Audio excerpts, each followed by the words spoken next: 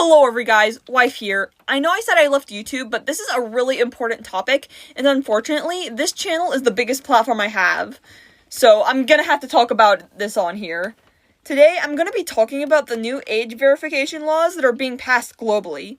Now, for those of you who don't know, laws are being passed around the world that require websites to have AI-powered ID checks if more than a third of their content is deemed harmful to minors. Now, you may be thinking, well, wife, that's a good thing, right? We don't want kids going on like Hub or Rule 34 or whatever. And I agree, minors should not be watching adult content. They aren't mature enough and it can fuck with their development. But these age verification laws are not the way, and for three main reasons. The first is that it doesn't work. VPNs are very much a thing that exists, and they can make your device look like it's from a less restricted place. There would be no way for a website to know whether it actually is or not. A study shows that 41% of middle schoolers use a VPN to access the internet. Sure, that's a minority, but a large enough one so that a significant amount of children aren't protected by these new laws. Secondly, children can still run into adult content if under a third of the website is deemed inappropriate. A study shows that 58% of teens have accidentally seen adult content, and 18% of those teens have seen it on social media. While again, this is a minority of teens, the laws still won't shield every child from adult content. There's also the fact that the laws can't target every website. More legitimate adult websites will be blocked, but underground websites containing unregulated, illegal content such as child sexual abuse material and revenge porn may still be accessible to children. I also want to add that the AI they use to verify your age is bad. You can easily get by with a fake ID or like a picture of someone that isn't you. The second reason is because the concept of something being harmful to minors is extremely vague. Sure, it could be exclusively things like porn, pro-ship / dark ship stuff, whatever you call them, gore, Elsagate, whatever actually harms a child. But it could also be cutting children off from important, life-saving resources as well. What if a child is being abused at home and is looking for resources to escape, but every website that holds those resources is considered harmful to minors? What if a mentally ill or otherwise neurodivergent child grows up knowing they're not like other kids, but never understanding why? I know that I was only able to understand my own neurodivergent symptoms because I looked it up on the internet and found people like me, and I actually got diagnosed before I looked it up. Imagine if someone was undiagnosed. And these laws will almost definitely deprive the next generation of queer kids the same comfort. What if a suicidal teenage trans girl looks for help, but all the help she can find is blocked off because of her lack of ID? I don't want to imagine what will happen next.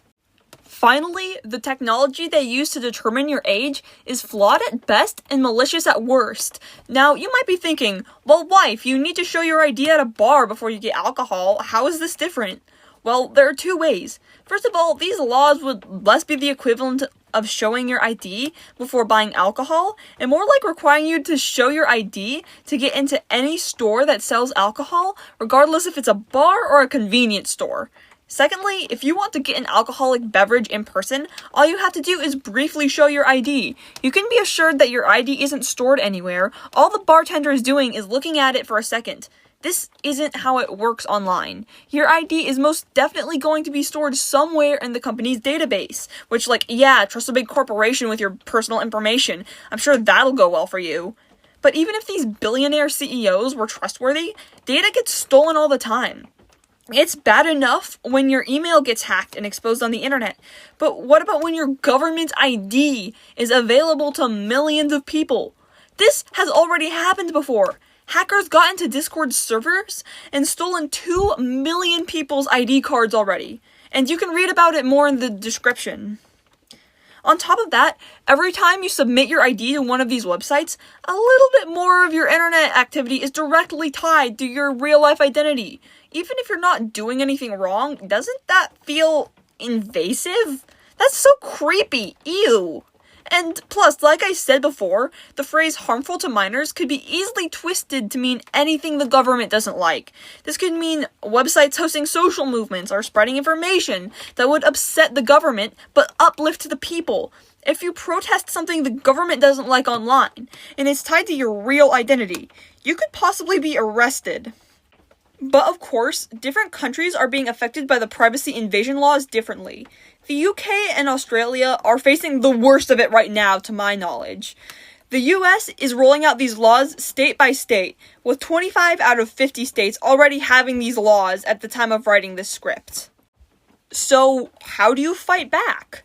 Well, if you live in an area where these laws are already in effect, do not give them your ID!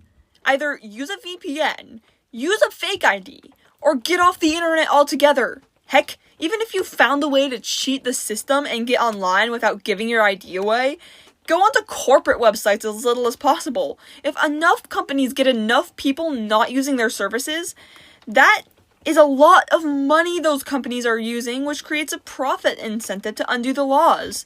There are also things you can do regardless of whether or not you're in a place where the laws are in effect. There are many websites which are excellent resources. The Free Speech Coalition is a great resource to learn more about the situation.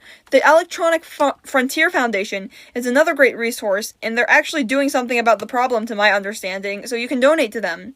The YouTube channel Deep Humor is also doing a lot of videos on this topic. Also, find out who your representatives are and contact them. If enough people do this, it may work. And finally, tell people about this. Tell your friends and family. Share this video and others like it. Make your own videos about it. Talk about it on social media. Whatever. Just get the message out there. And whatever you do, don't despair. Activism groups and regular people are protesting this alike. A judge blocked Louisiana's age verification laws already, and people all over the world are already protesting. We just need you to join them.